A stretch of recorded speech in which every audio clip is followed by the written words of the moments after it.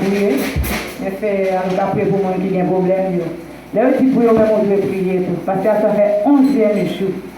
Voilà, j'aime quand je dis à je Paul à lui. Pas garder mon souvenir là, c'est mieux que souvenir là, parce que chaque monde a gagné un jour. Je dis prier, pas qu'à les jours à regarder, prier tout. Parce que nous avons besoin, nous avons besoin de nécessité. Si à porter la carotte à chita, alors ça va prier. Nous allons prier ensemble à Dieu. Nous, nous-mêmes, côtoyer. Nous parlons de là, vraiment, dans la nécessité, de ces monnaies, nous avons vraiment faire Gaspard.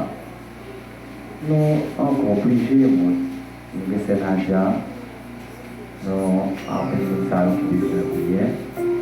Nous allons demander pour Dieu lui-même, capable d'habituer par lui, capable de parler pour nous.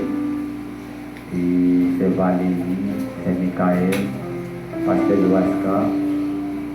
Nous allons demander pour Dieu lui-même, qui peut habituer Valérie, capable de mariage. Parce que c'est le bon Dieu qui a aidé nous. Nous avons fait Violette. Et nous avons vraiment fait Gilles, c'est Claudie. Nous avons fait Niva. Nous parlons de bon Dieu lui-même qui est capable. Nous avons fait Alicia, pour Jackson, pour Sao, pour Jean-Pierre. Et pour mon Dieu lui-même capable vraiment faire les suites nécessaires.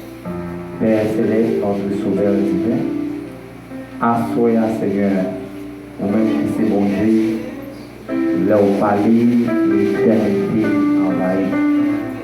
Raison ça, assoyez, mais nous vivons avec ces monnaies, nous vivons Seigneur.